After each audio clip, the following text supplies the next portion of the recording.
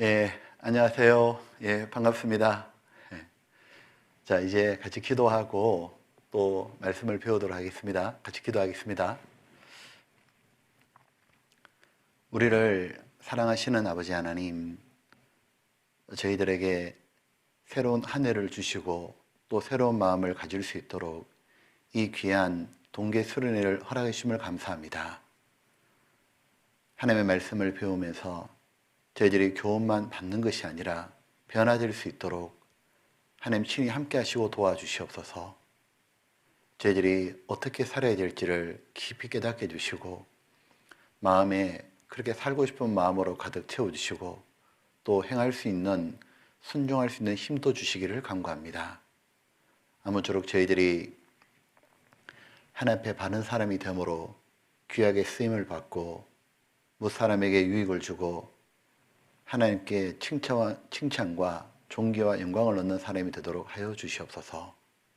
우리 구주 예수님 이름으로 기도드렸습니다. 아멘. 예, 성경을 찾겠습니다. 성경 출애굽기 21장입니다.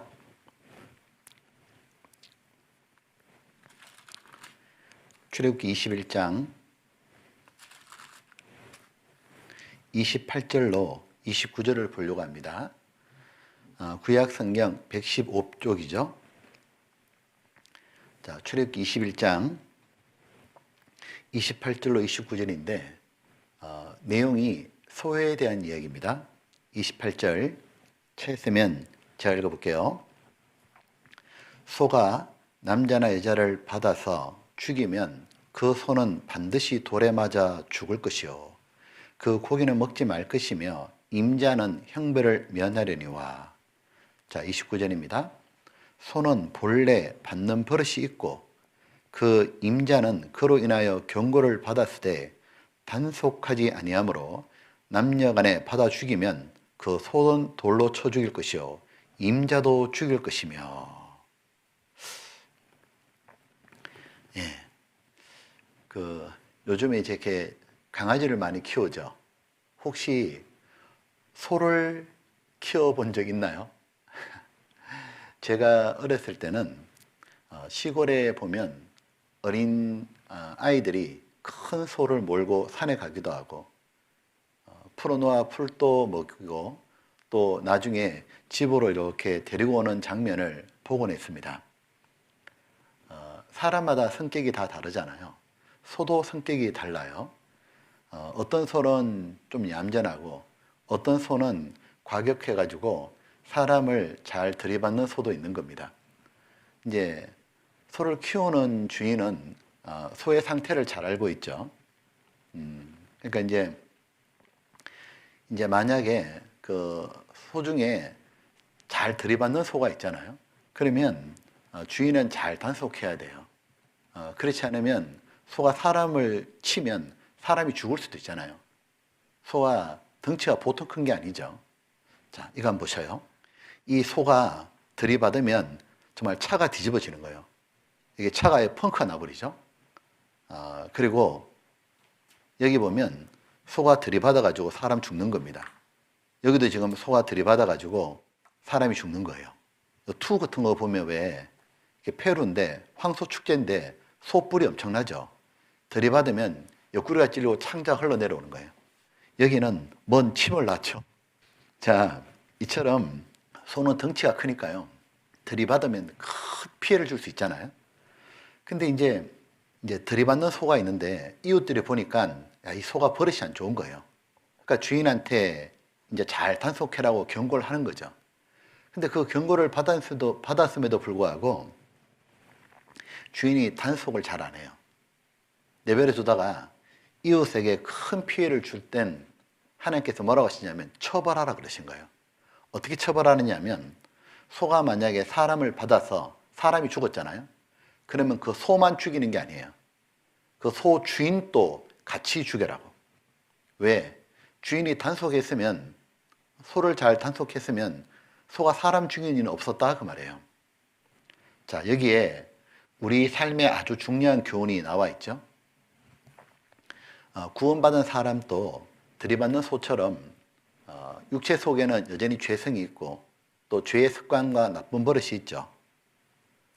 근데 그런 것이 잘못된 줄 알면서도 고치지 않아 가지고 주변이나 가족이나 친구들에게 상처와 문제를 주면 안 되죠. 만약에 그러면 안 된다고 부모님이나 또 교회학교 선생님이나 이렇게 이제 말씀을 하시잖아요. 근데 그런 경고를 계속 받으면서도 불구하고 안 고쳐가지고 계속 주변에게 문제를 줄 때는 하나님의 징계가 있는 거죠. 왜냐하면 그런 나쁜 버릇, 좋지 못한 습관은 못 고치는 게 아니기 때문에요. 안 고치는 것이기 때문에 그런 겁니다. 자신이 적극적으로 안 고치기 때문에 안 바뀌는 거예요. 그런데 어떤 친구들은 자신이 안 바뀌는 것을 남 탓으로 돌리기도 하죠. 나는 그동안 자란 환경이 그래서 그렇다고, 누구 때문에 그렇다고, 또는 마귀가 하도 꼬드겨서 그렇다고, 심지어 어떤 친구는 하나님 때문에 그렇다고. 말이 안 되죠. 그건 모두 핑계죠. 죄는 자기가 짓는 거지 그 누가 짓게 하는 것이 아닙니다. 마귀도 우리의 죄를 짓도록 부추길 뿐이지 결국 죄는 내가 짓는 거예요. 만약에 내가 절대로 이 일을 하지 않으리라 하고 마음에 확실한 결심하고 마음에서 동의 안 하잖아요. 그래 마귀가 아무리 부추겨도 죄는 지을 수가 없는 거예요. 구원받는 것도 마찬가지죠. 아니면 아무리 하나님께서 마음을 두드리고 주변의 부모님이 친구들이 구원받자고 아무리 부탁하고 아무리 좋은 말씀을 들어도 나는 절대 안 믿어. 마음을 딱 닫아버리면 구원이 안 되잖아요. 그러니까 죄 짓는 것도 마찬가지입니다. 결국 자기가 동의하고 자기가 죄를 짓는 거예요. 보면 이제 우리 시대는 핑계와 변명의 시대잖아요. 자기 잘못을 인정하고 고치려 하기보다는 자꾸 자기가 잘못하는 것을 남 탓으로 돌리는 그런 시대죠. 자기 양심을 속이는 시대죠. 그래가지고는 발전이 없죠. 우리가 죄를 지었을 때는 솔직하게 시인하고 돌이키는 것이 하나님 앞에 바른 태도죠. 하나님은 그런 사람을 불쌍히 여기시고 그런 사람이 변화되도록 도와주시지 않습니까?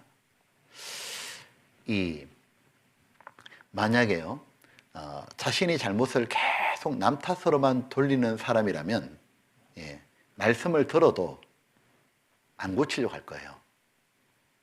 성경 말씀을 배우면서 자기의 문제점을 고치지 않는다면 성경 배우는 아무런 의미가 없잖아요. 우리는 죄성도 있고 연약하기 때문에 잘못할 수가 있어요. 그건 앞으로 고치면 돼요. 근데 정말 악한 건 뭐냐면 잘못인 줄 알면서도 안 고치고 계속하는 거예요. 이건 내가 정말 잘못된 건데 알면서도 안 고치면 안 되잖아요. 자, 우리가 오늘 말씀을 배우면서 자신을 돌아보고 잘못된 걸 고쳐가지고 하나님 앞에 귀한 사람이 되면 좋겠습니다. 먼저 누가 자신의 잘못된 버릇, 나쁜 습관, 반복해서 짓는 죄들을 버릴 수 있을까? 고칠 수 있을까? 그 첫 번째는 주님을 사랑하는 사람이죠. 자, 누가 주님을 사랑하죠? 이방인입니까? 아니죠. 구원받은 사람이죠. 구원받은 사람은 십자가의 사랑을 깨달을 때 하나님의 사랑이 우리 마음에 들어오죠. 성령이 들어오시죠. 그래서 주님을 사랑하는 마음이 들어오고 주님께 잘하고 싶은 마음이 들잖아요. 그 사람은 자기의 잘못된 것을 고칠 수 있습니다. 자, 갈라디아서 5장 하나 보겠습니다. 갈라디아서 5장.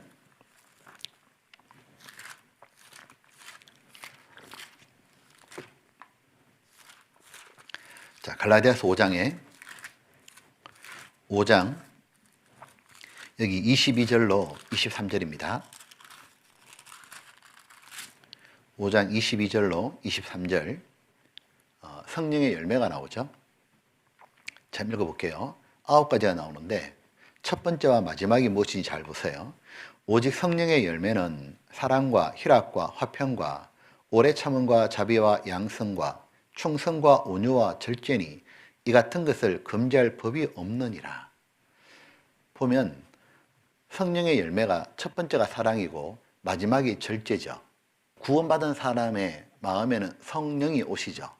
그 성령은 점점 우리들을 하나님 자녀답게 변화시키시고 9가지 열매를 맺죠. 첫 번째 열매가 사랑이고 마지막이 절제죠. 절제라는 것은 내가 하고 싶은 게 있어도 참는 게 절제죠.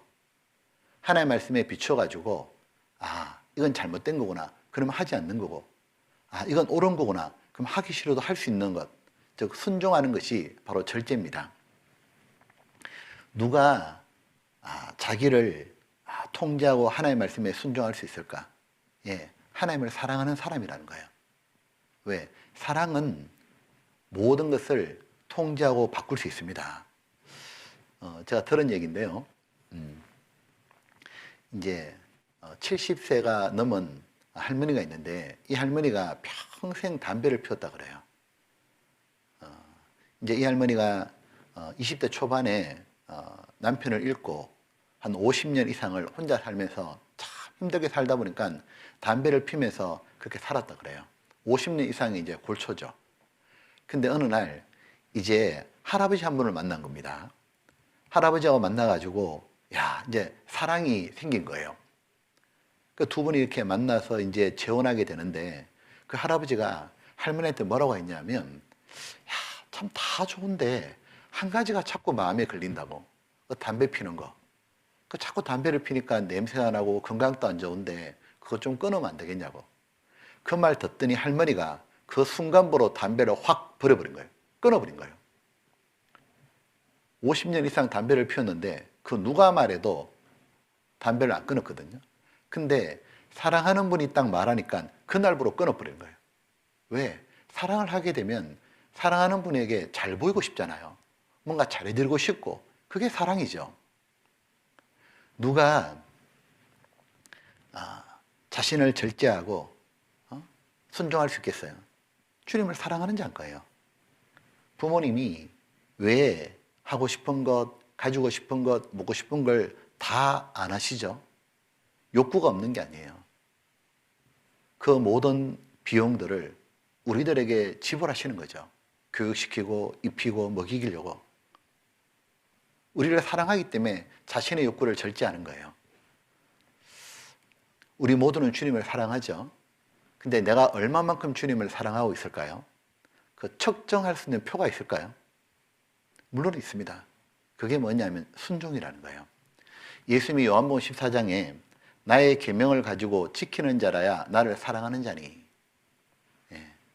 내가 정말 주님을 사랑하는가? 그러면 나는 정말 주님 말씀에 순종하는가? 내 육체를 통제시키고 하나님의 말씀에 내가 진짜 순종하는가? 그것이 내가 하나님을 사랑하는 어느 정도인지를 알 수 있는 편거입니다.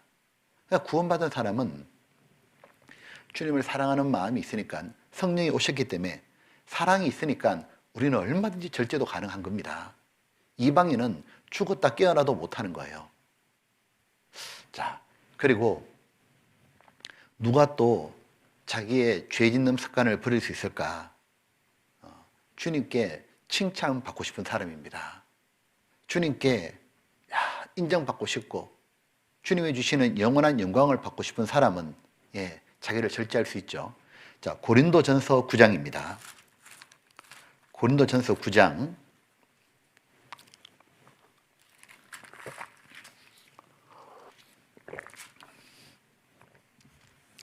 9장의 24절입니다. 운동장에서 다름질하는 자들이 다 달아날지라도 오직 상 얻는 자는 하나인 줄을 너희가 알지 못하느냐. 너희도 얻도로 이와 같이 다름질하라. 근데 달리게 하려면 25절 이기기를 다투는 자마다 1등을 원하는 자마다 모든 일에 절제하나니 저희는 썩을 멸류관을 얻고자 하되 우리는 썩지 아니할 것을 얻고자 하노라.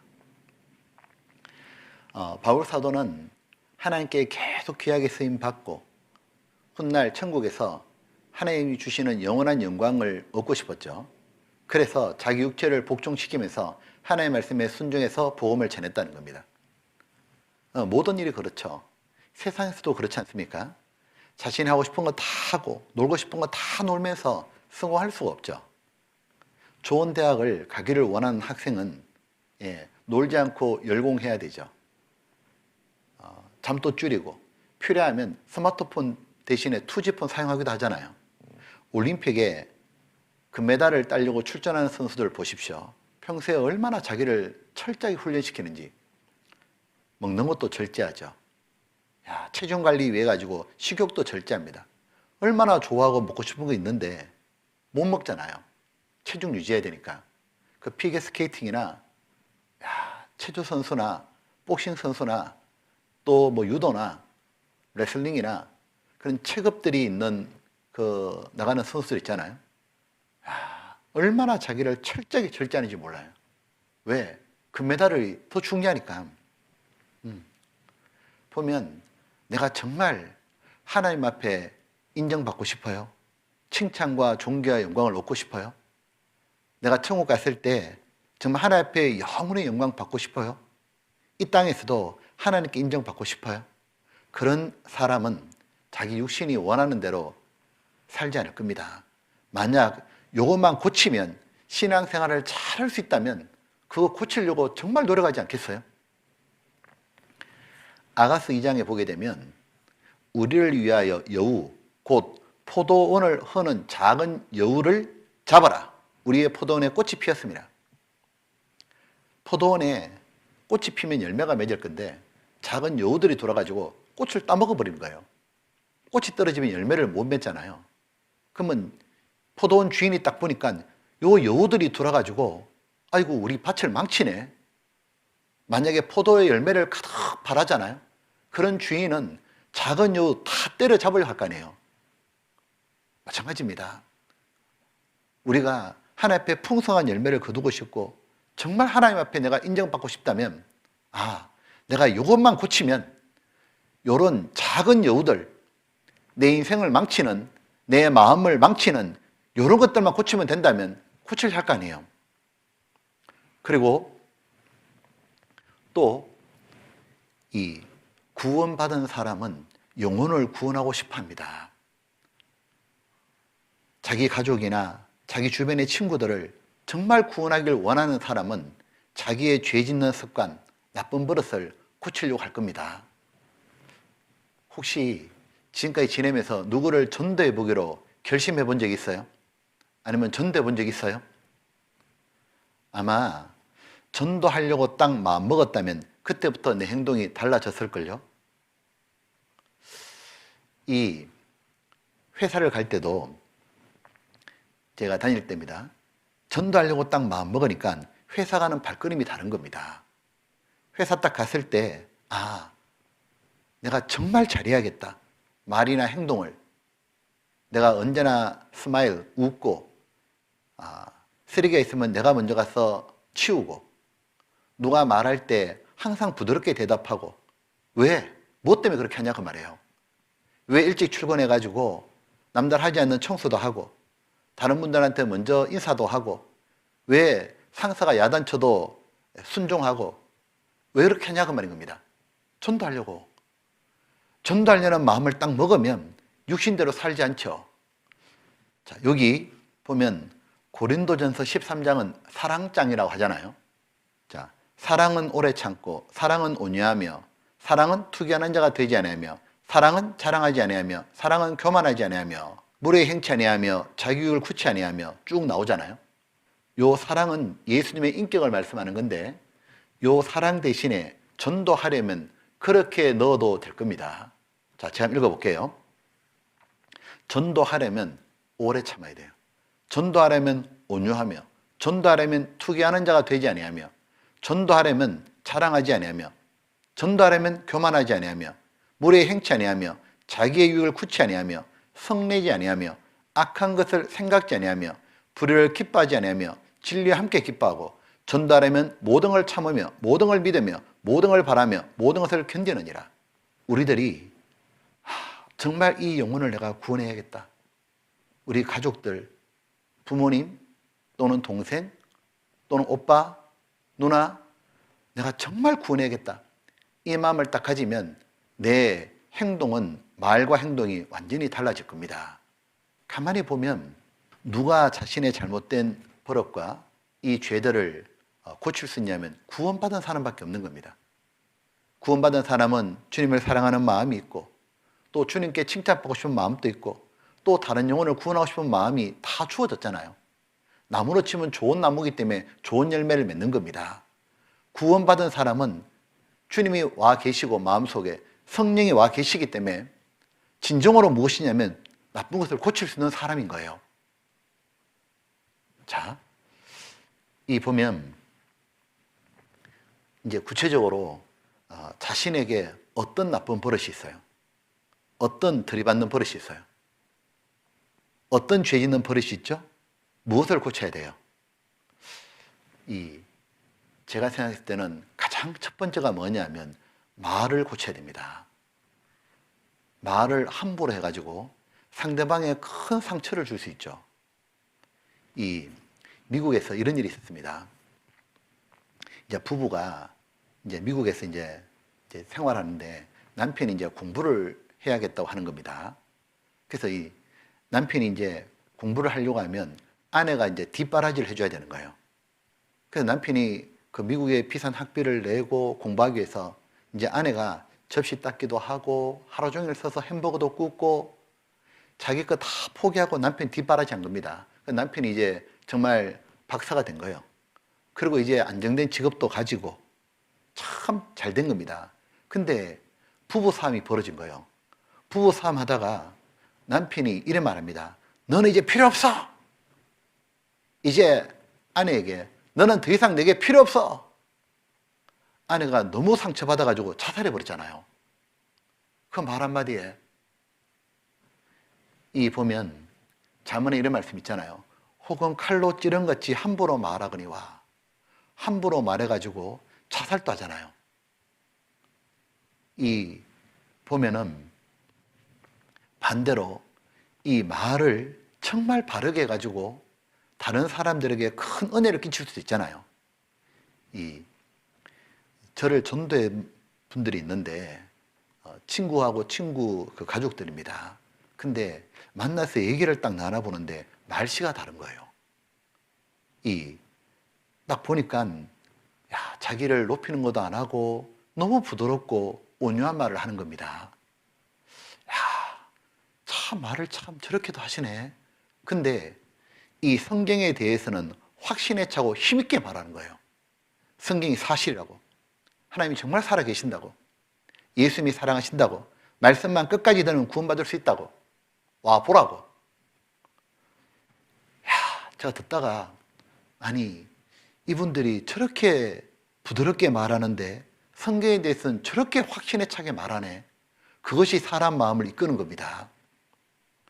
이 말은 천냥의 빛도 갚는다고 하잖아요. 내가 은혜로운 말을 함으로 해가지고 사람들에게 하나님과 성경에 관심을 갖고 구원을 받게 할 수도 있는 겁니다. 내가 하는 말이 사람들에게 큰 기쁨과 유익도 줄 수 있지만 큰 손해 끼칠 수도 있는 겁니다. 그래서 성경이 이렇게 되어 있잖아요. 에베소서 4장입니다. 그러니까 구원받은 사람은 말이 완전히 달라져야 되는 거죠. 에베소 4장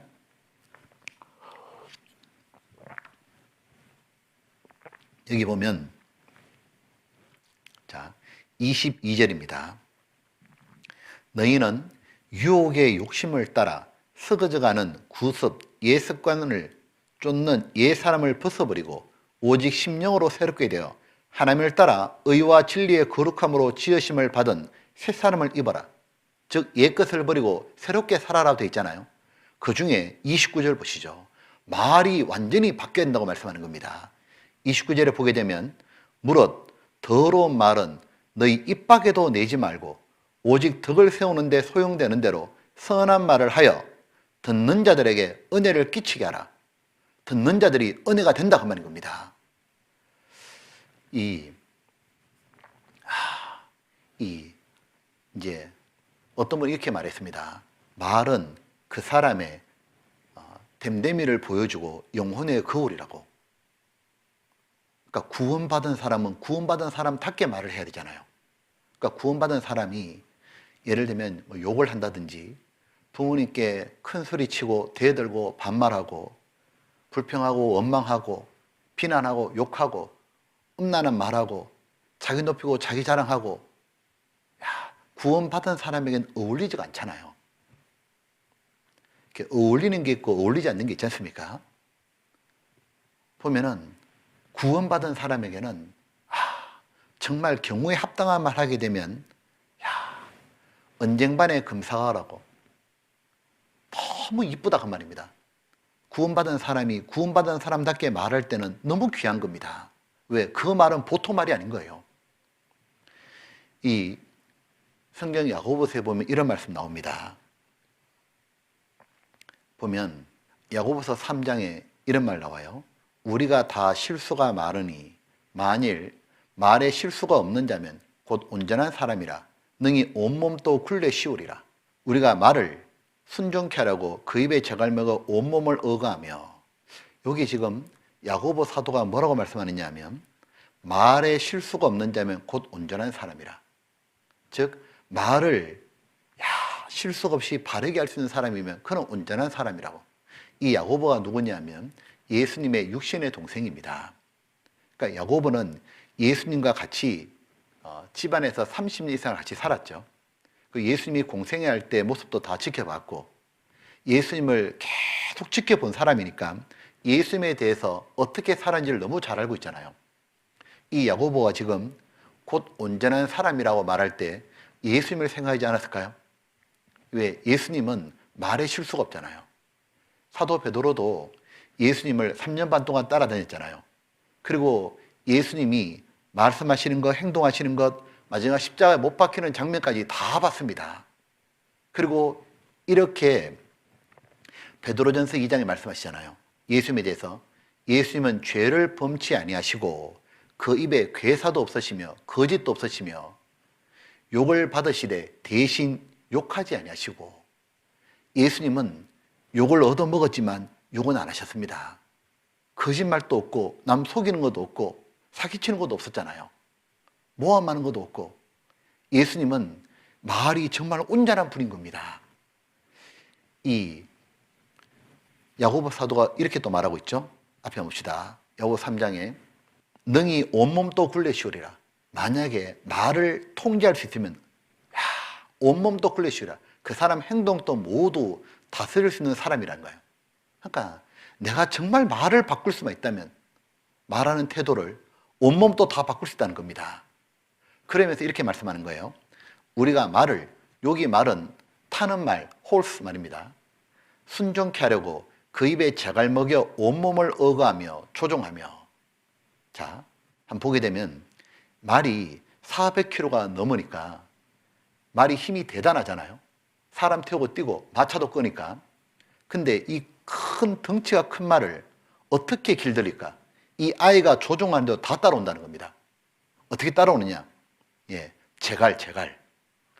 요 입안에다가 요 금속 막대기 있잖아요. 요 재갈을 딱 물리는 거예요. 요 재갈만 물리면 이 큰 말이 어린아이가 당기는 대로 다 따라온다 그 말인 겁니다. 이 보면 이 재갈을 요 입에다 딱 물리는 거예요. 그리고 당기면 당기는 대로 다 따라가는 겁니다. 이 보면 이 말이 가장 힘센 부위가 뒷다리인 줄 알았는데 그게 아니고 목이랍니다. 그러니까 목을 아무리 끌어당겨도 말이 말을 안 들어요. 근데 입에 재갈 물린 거 당기잖아요. 고삐를 재갈 물어가지고 딱 딸려오는 겁니다. 이거 한번 보셔요. 이 몽골에 보여주던데 이 큰 말도 세상에 요 재갈만 물면은 다 통제되는 겁니다. 이것처럼 우리가 말하는 것만 바꿀 수 있으면 온몸도 바꿀 수 있다 그 말인 겁니다. 그만큼 말하는 게 중요하다 그 말이에요. 보셔요. 바로 타는 훈련으로 돌입합니다. 처음 사람을 태운 말은 놀라서 몸부림을 칩니다. 말은 사람을 떨어뜨리려 하고 사람은 절대 떨어지지 않으려 버티는 상황.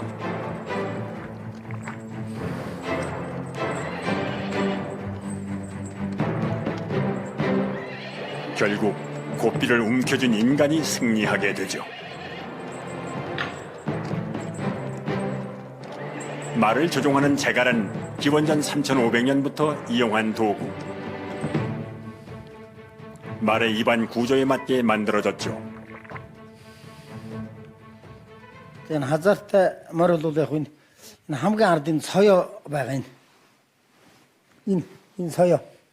Энэ соёоноос хойш энэ хөндийг хийн таарад байгаа юм. Ингэж амгаа бол ямар ч одоо ажиллахад араанаас өргөж.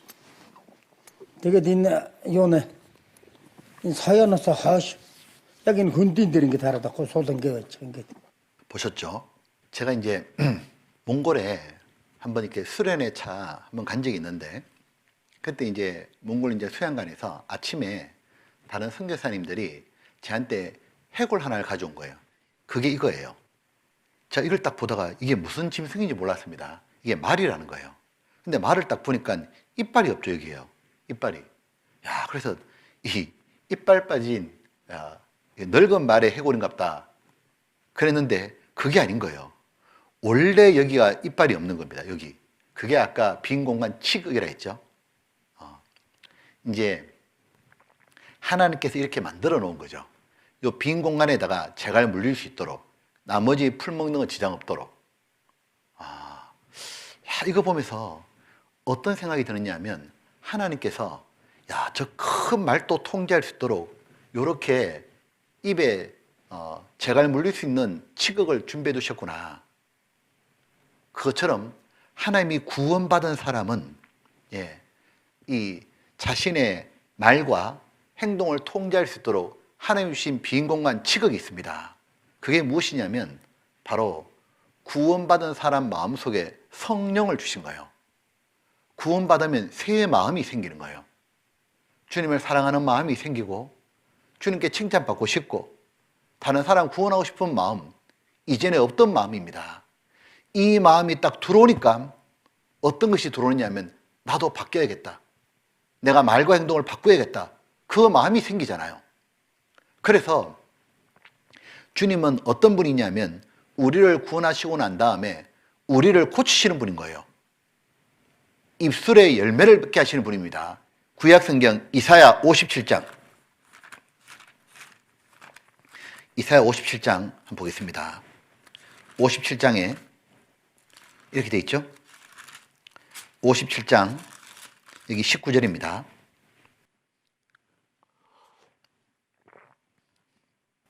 19절에 입술에 열매를 짓는 나 여호와가 말하노라.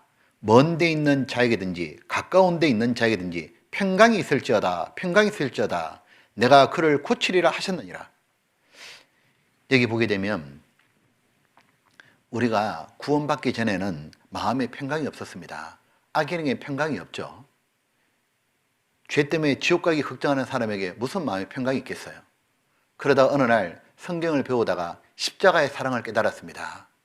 예수님의 완전하고 영원한 속죄의 소식을 딱 듣자 죄 사함이 이루어지자 마음에 평강이 임하는 거예요. 마음에 평강이 임하는 동시에 우리가 입이 떨어지잖아요. 우리가 원래 구원받기 전에는 하나님 앞에는 벙어리였습니다. 그리고 입술로 온갖 죄를 짓던 사람입니다. 하나님에 대해서는 한마디 말도 못하는 사람이었습니다. 근데 구원을 딱 받고 나니까 마음의 평강이 임하고 동시에 영혼의 귀가 열리고 입이 떨어지는 거예요. 사람들에게 이전에 하지 않았던 말을 하고 싶은 말이 생기잖아요. 하나님이 살아계신다고, 성경이 사실이라고, 그리고 예수님이 정말 우리를 사랑하신다고, 누구든지 예수님 믿기만 하면 천국 갈 수 있다고, 구원받는 건 너무 쉬운 거라고, 6일만 말씀 들으면 된다고, 하나님이 사랑이시라고, 나도 구원받았다고, 나도 구원받는데 당신도 말씀 들으면 구원받을 수 있다고 하고 구원 간증하고 복음을 전하잖아요. 정말 놀라운 일은 내 입은 원래 그런 입이 아닙니다. 욕하고 대들고 비난하고 원망하고 엄란한 말하고 거짓말하고 이런 입이었는데 세상에 내 입술을 고치신 거예요.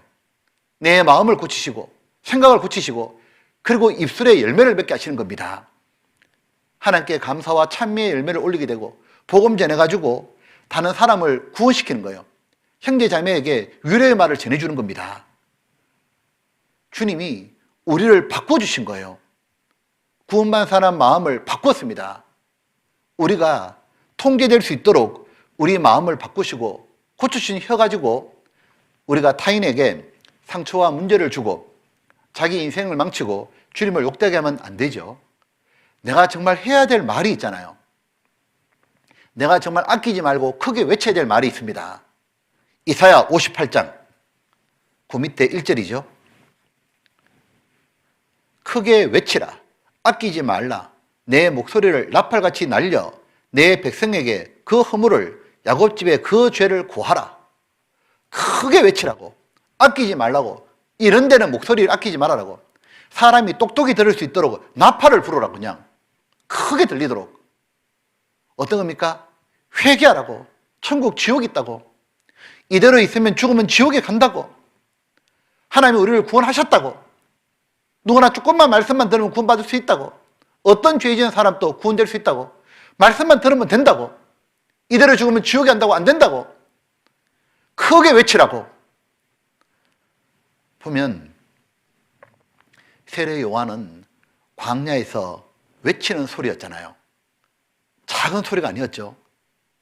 사람들 향해서 회개하고 복음을 믿으라고 크게 외쳐가지고 많은 사람을 주님 품으로 인도했잖아요. 이 구원받은 사람은 정말 입술이 바뀌잖아요. 찰스 웨슬레, 요한 웨슬레 동생입니다. 그가 구원받고 난 다음에 이 적었던 찬양시를 곡으로 붙인 것이 찬송가 23장입니다. 이렇게 돼 있잖아요. 만입이 내게 있으면 그 입 다 가지고 내 구주 주신 은총을 늘 찬송하겠네. 거기 보면 내가 만약에 10,000개의 입이 있다면 그 입 다 가지고 뭐 할 거냐? 내 구주가 주신 은총을, 그 구원의 은혜를 늘 찬송하고 사람들에게 말하겠노라고. 찰스 스펄전 목사님이 많은 사람을 주님 품으로 인도했잖아요. 그 스펄전 목사님이 임종하기 전에 사람들이 와가지고 스펄전 목사님이 이 땅에 있으면서 제일 하고 싶었던 말씀이 뭐였습니까? 그걸 한마디로 좀 요약할 수 없겠습니까? 스펄전 목사님이 딱 한마디 했잖아요. 영어로 이렇게 말했습니다. He died for me. 그분이 나를 위해 돌아가셨다. 내가 늘 했던 말, 가장 하고 싶은 말, 이 마지막에도 하고 싶은 말이 뭐냐면 예수님이 나를 위해 죽으셨다고. 혀에 암이 걸린 사람에게 의사 선생님이 말합니다. 혀를 자르는데 이제 마지막 하고 싶은 말을 해보라고. 더 이상 말을 못할 거니까 그 마지막 수술 직전에 남긴 말이 뭡니까? 주님 고맙습니다. 저 같은 사람에서 죽으셔서 저를 구원해 주셔서 너무 고맙습니다. 그게 마지막 하고 싶은 말이었잖아요. 보면 하나님이 보실 때 정말 그렇게 말하는 사람 보게 되면 너무너무 이쁜 겁니다. 요 치극 말입니다. 보면 아가서에 이런 말씀 있잖아요. 내 입술은 홍색 실 같고 내 입은 어여쁘고 너울 속의 내 뺨은 석류 한쪽 같구나. 내 입술이 홍색 실 같고 붉은 실이잖아요. 왜? 입에서 예수님의 피를 얘기하니까, 십자가 말하고 복음 얘기하니까 그 입을 보니까 주님이 너무너무 어여쁘다. 주님이 반한다 그 말이에요. 이 보면 우리가 내가 그동안 너무 생각 없이 말을 했다면 이제는 내 입술에 파수꾼을 둬야 됩니다. 이 시편 141장 하나 봅시다. 내가 정말 말을 고칠 수 있다면 내 행동 다 고칠 수 있을 겁니다. 141장 1장에 그동안 너무 생각 없이 우리가 말을 함부로 한 게 있잖아요. 141장에 한번 봅시다. 1장에 보면 이렇게 돼 있잖아요. 1장 3절에 여호와여 내 입 앞에 파수꾼을 세우시고 내 입술의 문을 지키소서. 여기 보면 여호와여 내 입에 파수꾼을 세우시고 내 입술의 문을 지키소서. 우리들이 코로나 안 걸리려고 마스크도 씌우잖아요. 입을 닫지 않습니까? 보면은 입술의 문을 지키소서, 함부로 말하지 않도록, 은혜로운 말만 하도록, 함부로 말하는 게 나오면 내 입술의 문을 지키소서, 입에 이렇게 재갈 물린다 그 말입니다. 이렇게 보면은 이 불평 원망하는 사람은요 계속 원망합니다. 이 말도 버릇이 되는 겁니다. 짜증내고 부모님께 대들고 불평 원망하는 사람은 항상 그렇게 합니다. 이 보면은 그 빈센트 박사님이 기차 여행하는 중에 맞은편에 중년 부부 같이 앉았답니다. 근데 그 아내 되는 사람이 계속 이것저것 투덜거리며 계속 불만을 토로하는 거예요. 뭐 자리가 불편하다, 시트가 지저분하다, 기차가 아니 청소가 제대로 안 됐다, 냄새가 난다, 승무원들은 불친절하다, 가장 불평을 계속 쏟아내는 겁니다. 근데 계속 불평을 듣고 있던 남편이 건너편에 앉아있는 이 빈센트 박사에게 말하는 겁니다. 안녕하세요. 저는 직업이 변호사인데 제 아내는 제조업을 운영하고 있습니다. 그러니까 빈센트 박사님이 그러신가요? 부인은 어떤 일을 제조합니까? 남편이 웃으면서 뭐라 했냐면 제 아내는 항상 불평을 제조하고 있습니다. 자, 나는 어떻죠? 우리 그동안 어떻게 살았는지 한번 잘 생각해 봐요. 계속 짜증하고 불평하고 원망하고 그런 걸 찍어내는 그런 제조업자입니까? 조금 힘들다고, 조금 어렵다고, 조금 내 생각과 안 맞다고 계속 불평을 늘어놓고 있지는 않았습니까? 혹시 엄마에게 또는 아빠에게 쉼없이 투덜거리고 짜증내고 불평을 쏟아내지는 않습니까? 자신이 늦게 일어나고는 학교 준비가 늦어놓고는 엄마가 늦게 깨워서 그렇다고 오히려 엄마에게 대들진 않냐고. 엄마는 당연히 나의 짜증과 불평과 원망을 들어야 되는 존재인 것처럼, 내보다 못한 존재처럼 엄마에게 팍 퍼붓지는 않냐고. 그것이 무슨 태도인가 한번 생각해 봐요. 부모님께 함부로 말하고 대드는 사람은 하나님께 축복받기가 안 됩니다. 하나님은 부모님을 너무 귀한 존재로, 높은 존재로 두셨잖아요. 살인하지 말라보다 더 큰 계명이 부모를 공경하랍니다. 근데 우리 시대가 희한합니다. 구원받지 않은 아이들이 부모를 함부로 대하는데 구원받은 학생들도 거기에 영향받아가지고 부모님께 함부로 할 수가 있잖아요. 이런 태도는 절대로 하면 안 되는데 이건 보십시오. 제가 보다가 정말 이러지는 않겠지만 혹시나 이런 분들이 있을까 봐 제가 좀 이건 보셔요. 이방인 중에 이런 사람이 있는 겁니다.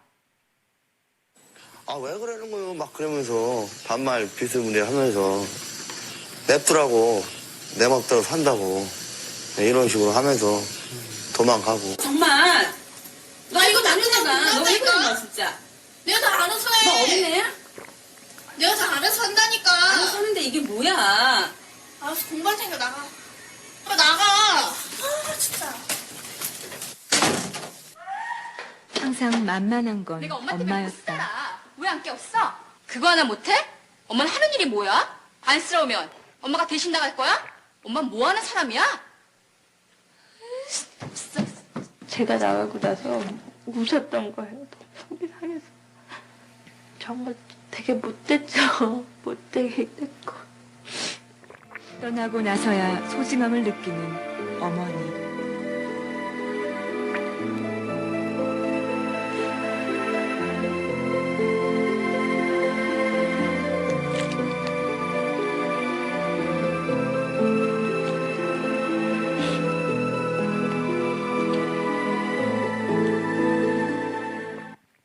부모님한테는 절대로 이렇게 하면 안 되잖아요. 만약에 내가 부모님께 공손하게 말하는 태도를 바꿀 수만 있다면 그 친구는 진짜 귀한 사람이 될 거예요. 왜냐하면 그 사람은 행동 다 바꿀 수 있습니다. 보면 지금 이래 돼 있잖아요. 여기에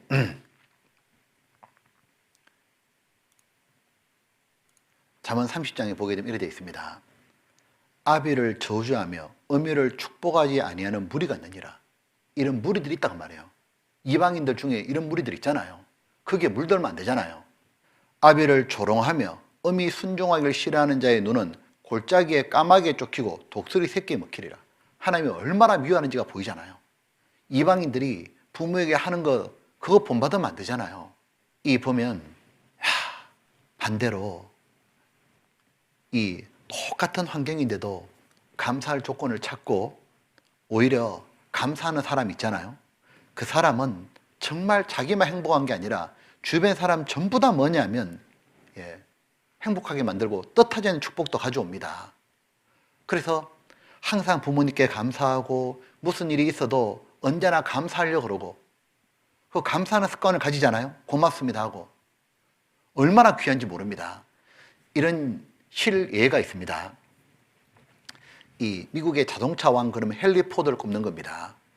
이제 헨리 포드가 한참 이제 자동차 사업이 너무 잘 돼가지고 이제 큰 부자가 되었을 때 주변에 어려운 사람들이 헨리 포드에게 편지를 보내가지고 좀 도와달라고 기부해달라고 많은 편지를 보냈다고 합니다.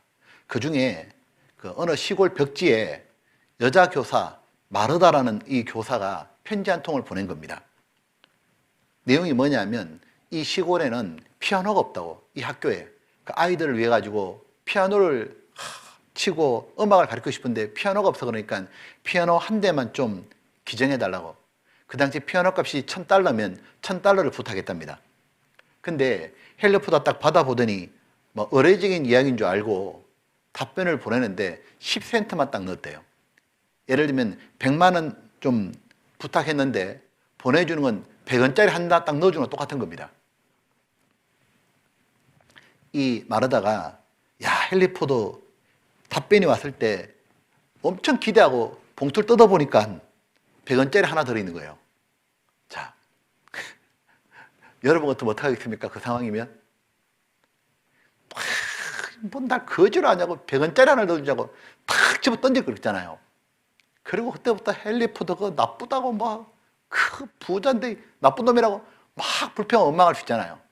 근데 이 마르다는 그렇게 안 하는 겁니다. 어떻게 하느냐면 비록 $1,000가 온 건 아니지만 그래도 이 10센트 이 100원을 가지고 뭘 할 수 있을까 고민하는 거예요. 그리고 뭔가 의미 있는 것이 있을 거야. 밤새 고민하고 난 다음에 어떻게 하냐니까 땅콩 종자를 산 거예요. 이 땅콩을 사게 되면 그 돈을 살 수 있었답니다. 그 땅콩 종자를 딱 사가지고는 아이들에게 이렇게 말하는 겁니다.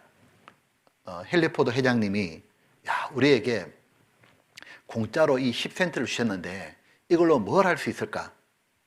생각해 보니까 우리가 땅콩을 사가지고 이 땅콩 종자를 땅에 뿌리면은 땅콩을 많이 거두고 그거 가지고 우리가 나중에 모아가지고 나중에는 피아노도 살 수 있겠다고 하고 아이들하고 기쁘고 즐거운 마음으로 감사한 마음으로 땅콩을 사가지고 심었습니다.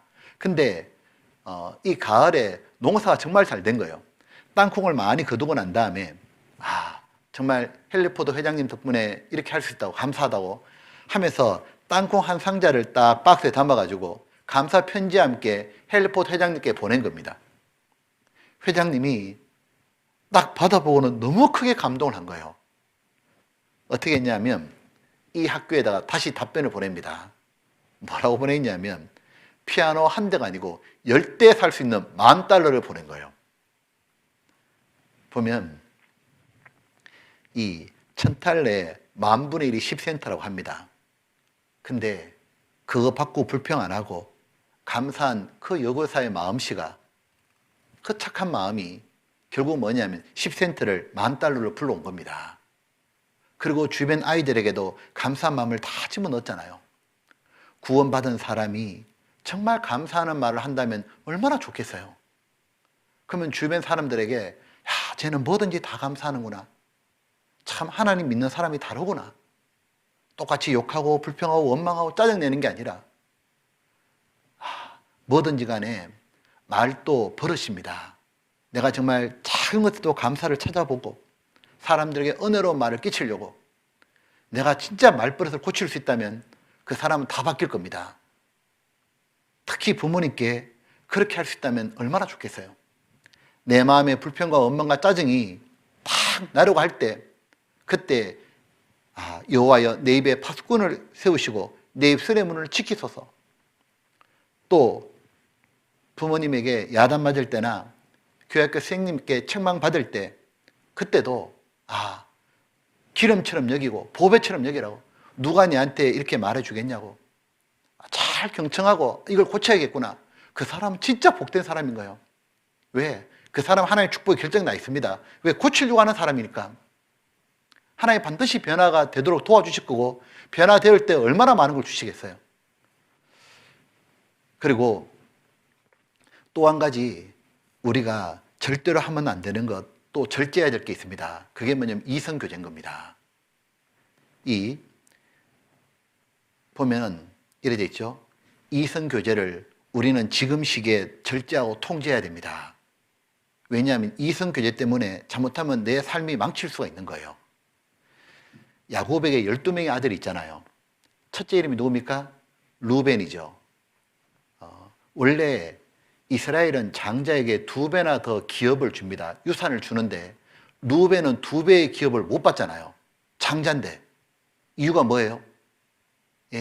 이성적인 문제, 음란했기 때문에 그런 겁니다. 자, 역대상 5장 1절에 이런 말씀이 있죠. 이스라엘의 장자 루벤의 아들들은 이러하니라. 루벤은 장자 맞이라도 그 아비의 침상을 더럽게 했으므로 아버지의 처 비라하고 통간했잖아요. 성적인 죄를 지었죠. 그래서 장자의 명분이 이스라엘 아들 요셉의 자손에게로 돌아갔으나 반대로 요셉은 보디발의 아내가 유혹해도 뿌리쳤잖아요. 그리고 요셉의 두 아들에게 므낫세와 에브라임에게 이 두 지파에게 기업이 돌아갔잖아요. 루벤이 원래 2개 받을 건데 못 받고 11번째 동생 요셉이 받아갔습니다.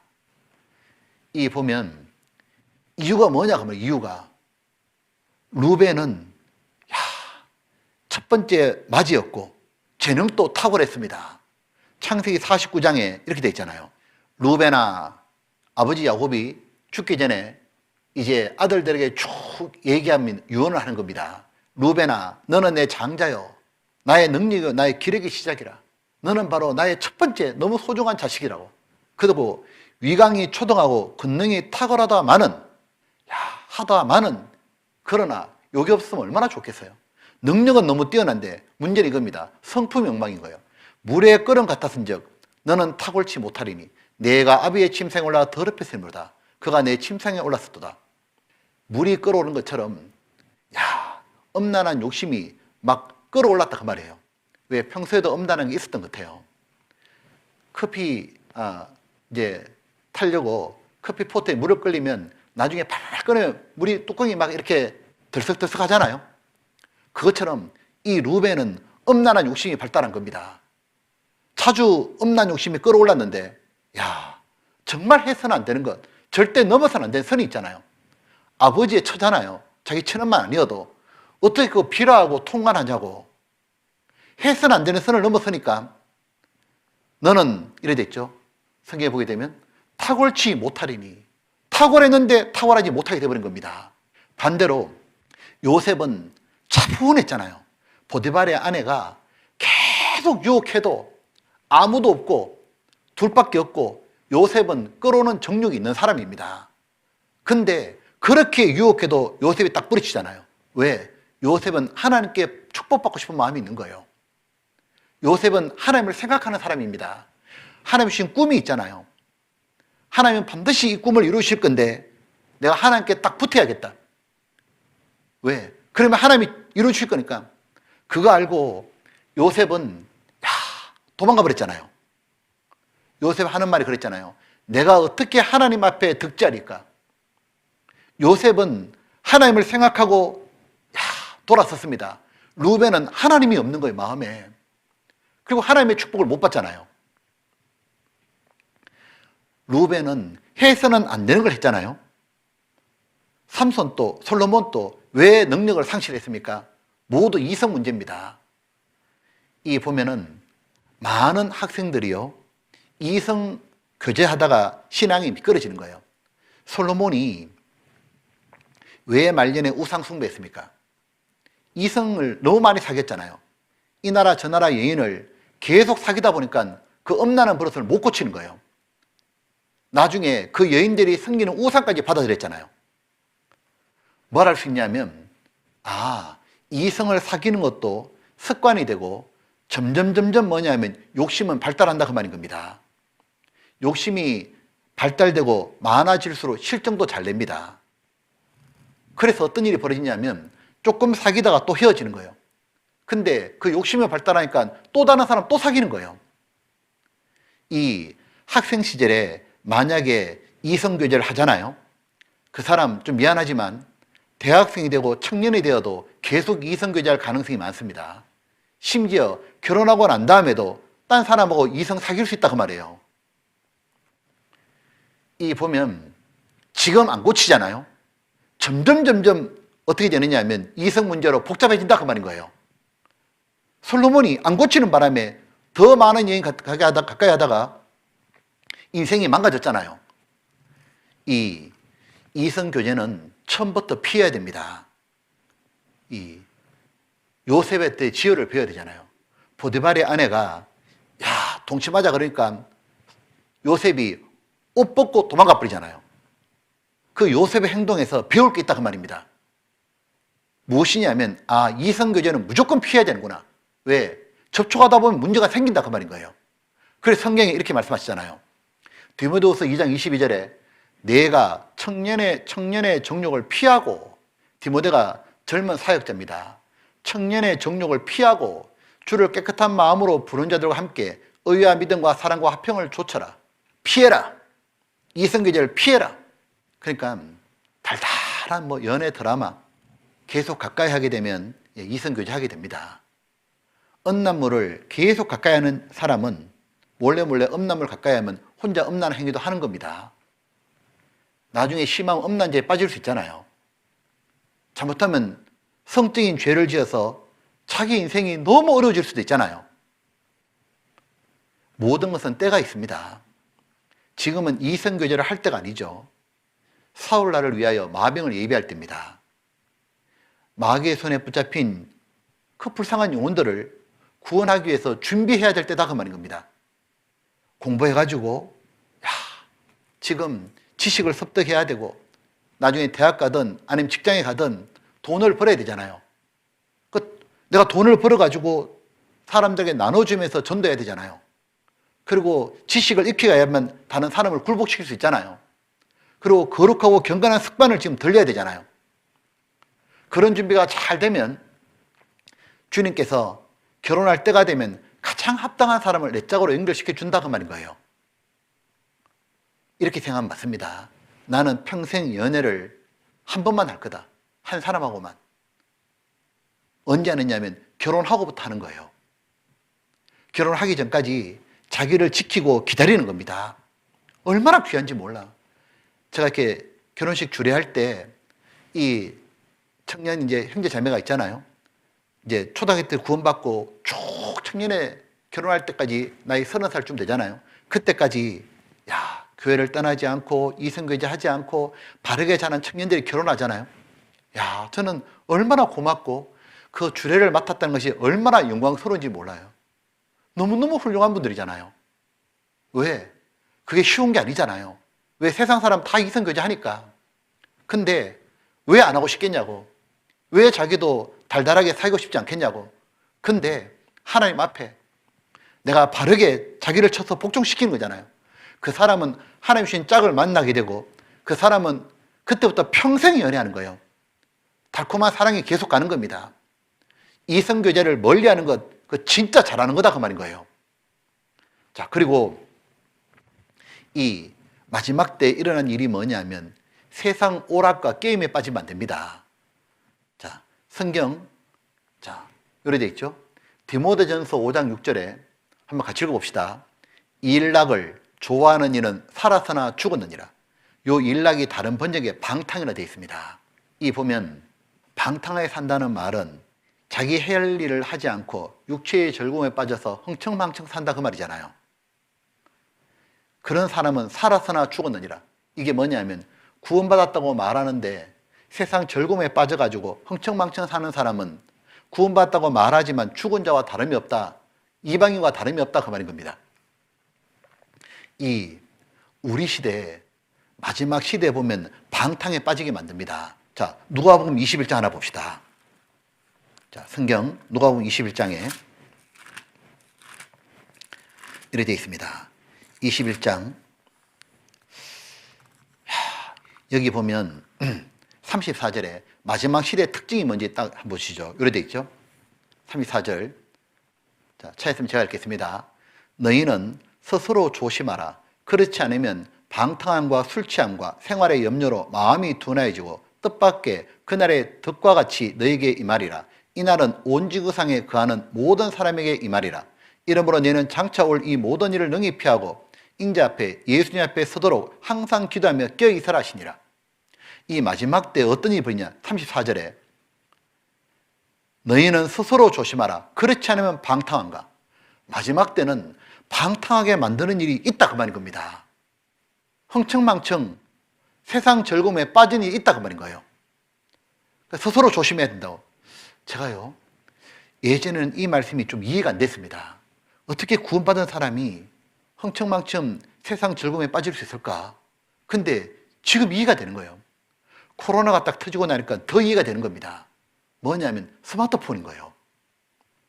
이 보면 마귀가 대표적으로 사용하는 무기가 스마트폰입니다. 그래서 이 스마트폰에다가 완전히 빠지게 만들어버린 거예요. 방탕하도록. 학생들이 보게 되면 야, 밤늦도록 자지 않고 공부하면 얼마나 좋겠어요. 그게 아니고 스마트폰 하고 있는 거예요.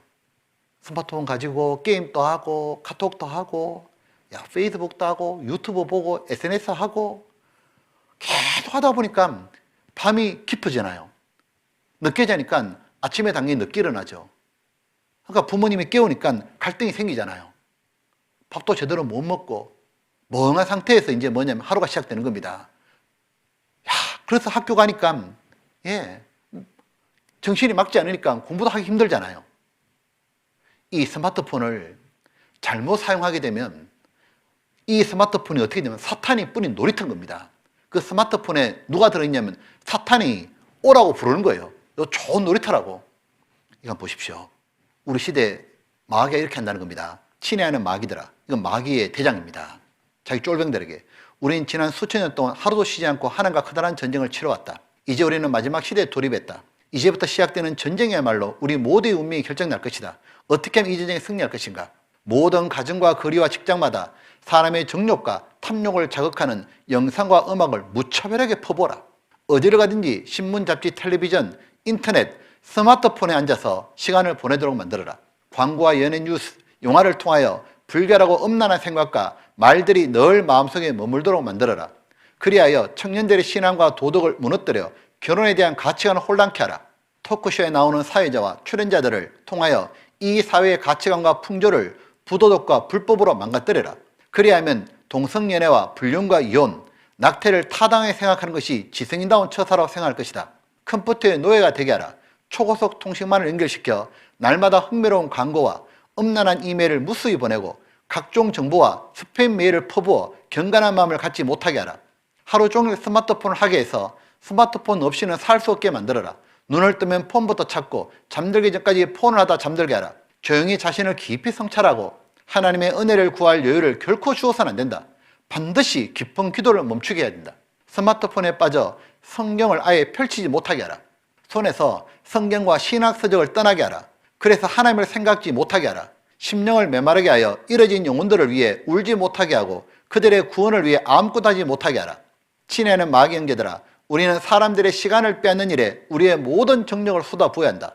헛된 것에 속마는 시간이 많을수록 사람들이 하나님과 함께하는 시간은 그만큼 줄어들기 때문이다.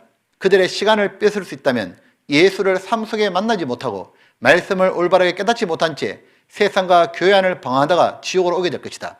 꼭 명심해라. 이것이 오늘날 내가 너희들에게 주고자 하는 중요한 명령이다. 보면 이 스마트폰에 잘못 사용하게 되면 시간과 돈과 에너지를 오직 폰에다 다 뺏기는 거예요. 정작 해야 될 공부하고 신앙의 진보는 못 이루는 겁니다. 이 스마트폰을 절제해야 되잖아요. 만약 내가 이 절제 못하겠다면 차라리 2G 폰으로 바꾸셔요. 구원 안 받은 친구들 중에도 고3이 딱 되고 나면은 투지폰으로 바꾸잖아요. 공부하려고. 아니, 구원 안 받은 사람도 자기가 그렇게 하려고 하는데, 구원받은 우리들이 공부만 하는 게 아니고 우리는 경건하게 살려고 하는데 그렇게 해야 되잖아요. 그리고 자신을 드러내고 높이려는 그런 교만한 마음도 절제해야 될 겁니다. 자, 그런데 보면은 말버릇도 고치고 이성교제도 딱 자르고 오락, 게임, 스마트폰에 빠지지 말고 자기를 높이는 것도 딱 절제하려고 이렇게 하려면 가장 중요한 게 있는 겁니다. 무엇이냐면 이 모든 게 되기 위해서는 마음이 바뀌어야 되는 거예요. 마음이 통제가 돼야만 모든 게 바뀝니다.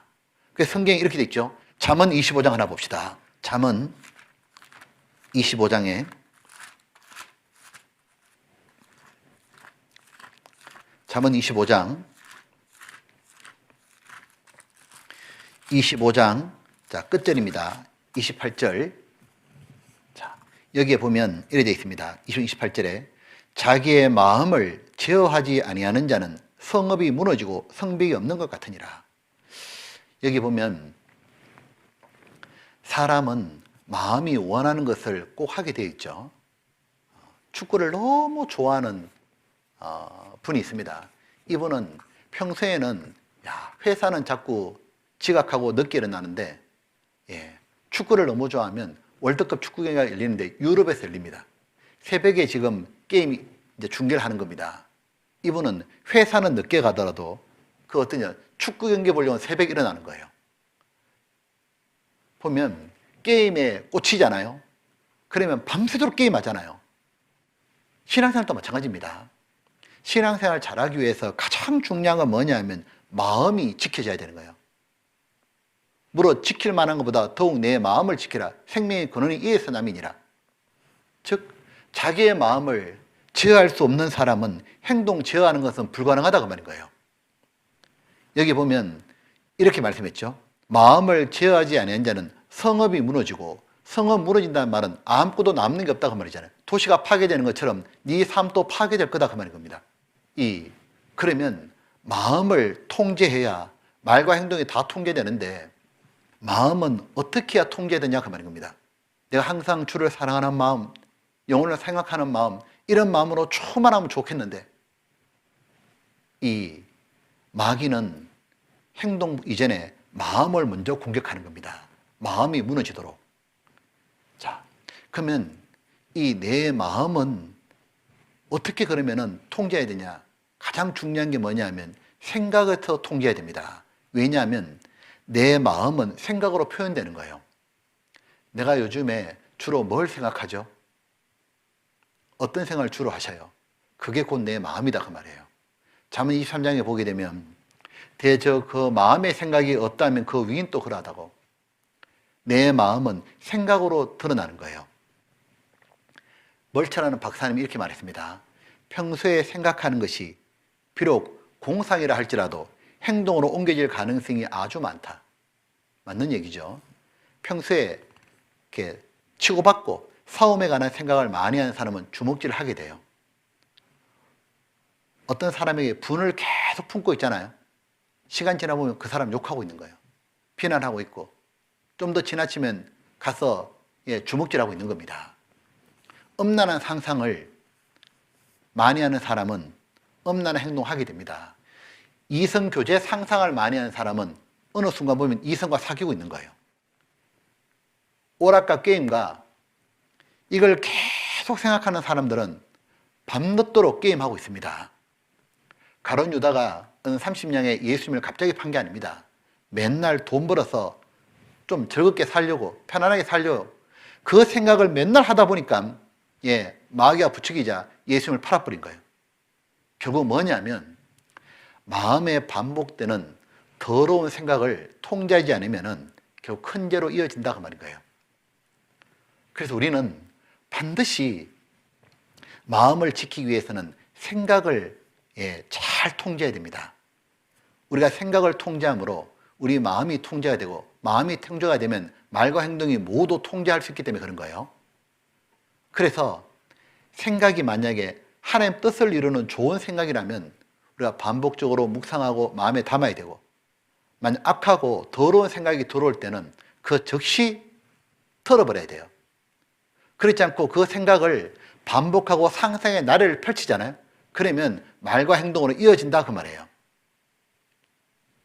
이 보면 음란하고 밉고 제가 뭐 교만한 생각이 딱 떠오를 때 그때 딱 털어야지. 안 그러면 나중에 이 생각이 자라가지고 나중에 나를 신앙생활을 망치는 것으로 오게 됩니다.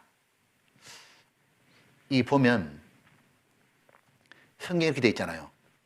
여기 보면 분을 내어도 죄를 짓지 말며, 분은 난다 그 말이죠. 시간 지나가는데 누가 내 욕해요. 분이 나요. 분은 나는 거는 죄성이 있으니까 자연스러운 거다 그 말이에요. 근데 하나님이 죄를 짓지 말며, 분은 나지만 죄를 짓지 말아라. 말로 대받아 치거나 주먹질하거나 하지 마라 그 말이잖아요. 근데 어떻게 해서 죄를 짓게 되느냐? 해가 지도록 분을 품다가 죄가 짓게 되는 거예요. 마귀로 틈을 타지 못하게 하라. 즉 해가 지도록 분을 품잖아요. 그럼 마귀가 요거 딱 됐다 하고 부추기면 죄가 나온다 그 말인 겁니다. 그래서 분을 품지 말아라. 즉시 털어내라 그 말인 거예요. 이런 거 말입니다. 새가, 하늘에 날아다니는 새가 내 머리 위로 지나가는 것은 내가 말릴 수가 없습니다. 그건 새 마음이죠. 근데 새가 지나가다가 내 머리 위에 앉는 거예요. 둥지를 막 만드는 거예요. 그건 얼마든지 내가 쫓아낼 수 있죠. 탁 털면 나가잖아요. 그것처럼 보면은 죄가 순간 떠오르는 건 어쩔 수 없다 그 말이에요. 근데 그 죄를 생각을 계속 반복하는 것은 그건 내가 하는 거니까 그건 털어버려야 된다 그 말인 거예요. 이 보면 마귀는 어떻게 하느냐 하면 생각으로 계속 반복하는 죄가 상상하고 품는 죄가 별거 아닌 것처럼 싹 속이는 거예요. 근데 마귀의 목표는 언제나 똑같습니다.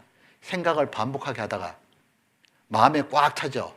그럼 말로 이어지고 행동으로 이어지고, 행동이 반복되다 보면 그건 습관이 되고 인생 망치는 겁니다.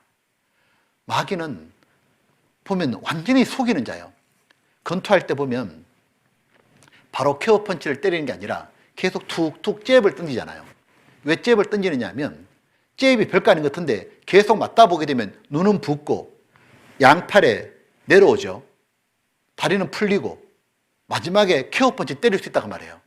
마귀는 처음부터 대단한 죄를 짓게 만드는 게 아닙니다. 서서히 밀고 들어오는 거예요. 그 첫 번째가 뭐냐면 생각이다 그 말인 거예요. 그래서 예수님은 우리에게 분명히 말씀해 주셨잖아요.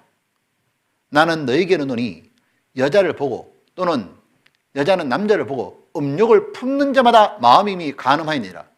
음욕을 품는 자마다 품는다 그랬죠. 순간적으로 음란한 마음이 올라오는 건 어쩔 수 없는 거예요.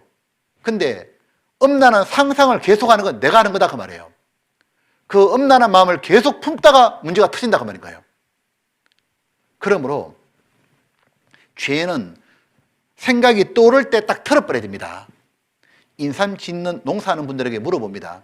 인삼은 농사 지을 때 언제 인삼을 캐야 되냐고. 6년 동안 인삼을 키워서 캔다고 합니다. 그때가 제일 좋다 그래요. 자, 그러면 산삼은 언제 캐야 돼요?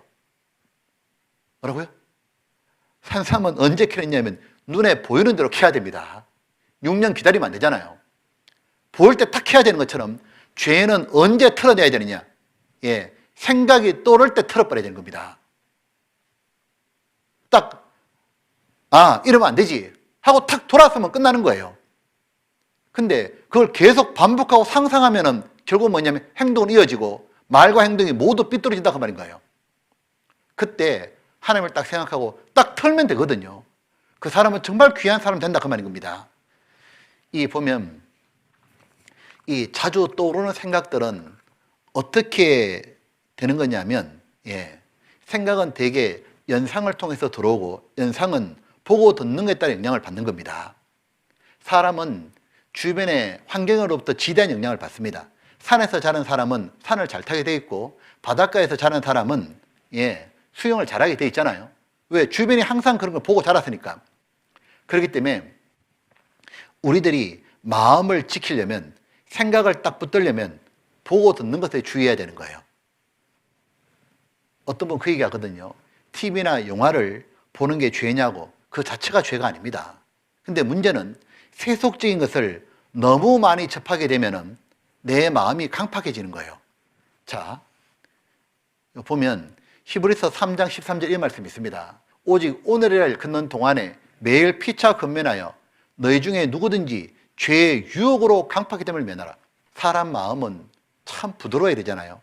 하나님께는 한없이 온유하고 부드러워서 하나님 말씀하시면 예 알겠습니다 이렇게 반응해야 되는데 우리 마음이 때로는 강팍해진다는 거예요. 꼭 그렇게 살아야 되나? 왜 이렇게 강팍해지냐? 죄를 지으면 강팍해지는 건 당연한데 여기 잘 보셔요.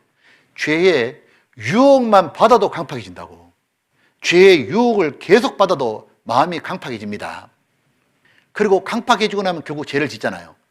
그렇기 때문에 진짜 경건한 사람은 누구냐면 자신을 세속에 물들지 않도록 지키는 사람인 거예요.